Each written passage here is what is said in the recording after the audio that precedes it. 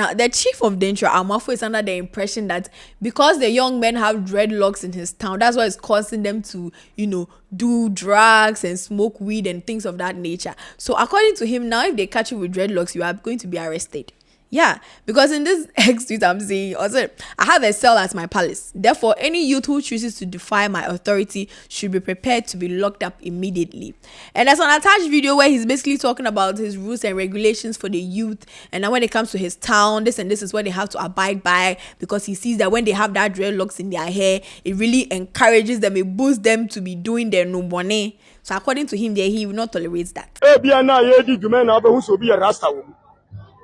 And yes, sir, Rasta nya de papa. Na ehu se nkwala no de saa de ne hye omutiri mu a, wo mo timi num no bone ne pa.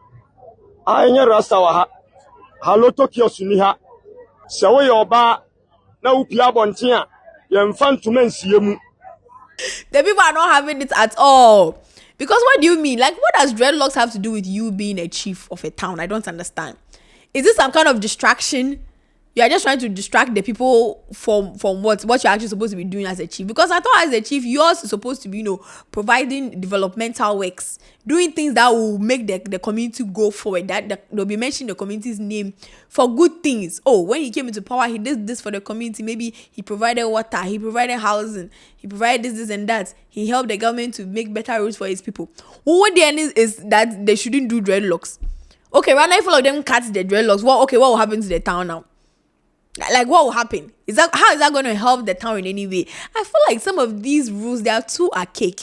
I really don't know how the chieftaincy thing goes. I don't know how they pick their chiefs and things of that nature. But I feel like we should be injecting more learned people into these chieftaincy roles. Because if it's someone who is well educated, well versed, well traveled, you realize that even in the Western countries, they don't restrict such hairstyles and things of that nature. And those places are the most developed places in the world. There are places where people are at freedom, they are at will, they can do whatever they want to do with their hair. That is where creativity rises. That is where development and productivity rises. When you're not restricting people with unnecessary things like how they are dressed, what they put on their hair, how they look. When things of that nature is eradicated, now you can focus on development. You can focus on the main problems the community has, and then you try and solve it. All these things are a distraction. If you go to your comment section, you see people talking. An ex-commenter says, the decent dreadlocks are in the cities, but in the villages, I bet you most of them be drug guys. I side with the king. Wow, who is this? Who is this? I feel like some of these comments, they are not human beings. They are not real. They are probably robots, because there's no way a human being is commenting this. Okay, I'm just going to ignore it. Another commenter says, imagine if we adopt this same approach to tackle galamsey. Just imagine. Exactly, that's what I'm talking about. Things like galamsey that are actually affecting us negatively in the community, in the country. This is what we need to be focusing our energies on. It's not on what kind of hairstyle a young man has chosen to do with his own hair, though. His own head, he said, okay, this is what I want to do with my head. You, the chief, you said, no, this is now a community issue that we need to tackle. How? So if now you fill all those cells in the palace, and you're saying that you have cells in your palace, if you fill all those cells with people who have dreadlocks, where will you keep the actual criminals? Where will you keep the people who are actually causing harm to the community? Where will you keep them? If you fill it with people who just have dreadlocks, they've not committed any crime. Their crime is that they want to do hairstyle. Hairstyle is not a crime. How will we move on as a country if we still have things of this nature happening? You know, when it comes to chieftains, usually the government is not involved. But I feel like this one, we need to involve the government. They need to educate these people. Their ways of thinking are too archaic. Somebody having dreadlocks is not what is going to either progress the country or the region or the community or make it come back. Like, it has no effects on the community.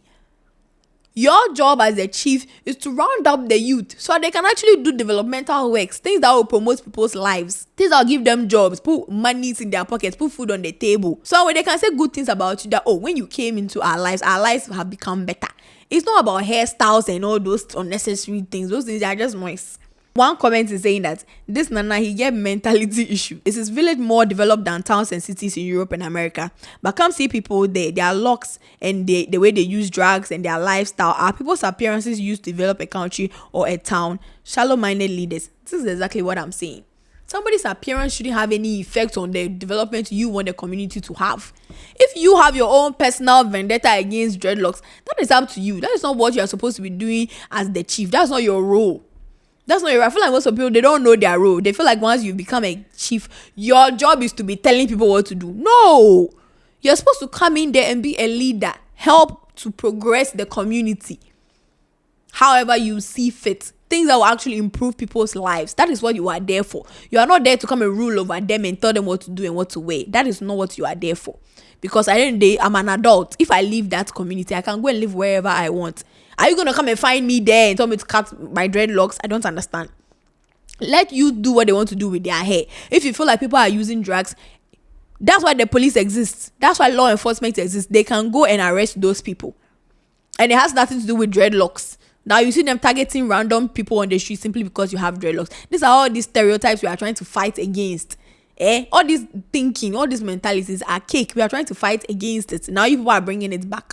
I feel like it's very wrong. It's not something that we're supposed to be even dealing with in 2026. Please, let's be serious. Let's be very, very guided. So if you are from that community, I don't know, maybe you have to talk to your people, your elders, see maybe they can talk to the chief, because let him understand that it's not the hairstyle that you have on that is going to determine the kind of person that you are. If you're an adult, you can do whatever you want with your hair. Now, as a member of the youth, I can only speak for the youth. So me, I know what the youth wants. You get it? I'm not old enough, wise enough to understand from the point of view of, the elderly. So I'm sure he has his own reasons for doing what he's doing. He's obviously a chief. There's a reason why he's in that position. I just feel like maybe he can work with the youth instead of working against them. You get it? Instead of working against them, maybe he can work with them. That's just my own humble opinion. Let me know what your opinion is in the comment section. I'll see you guys later. This has been What They Go On right here at Charlie Studios with me, Cara Jacqueline, your favorite host.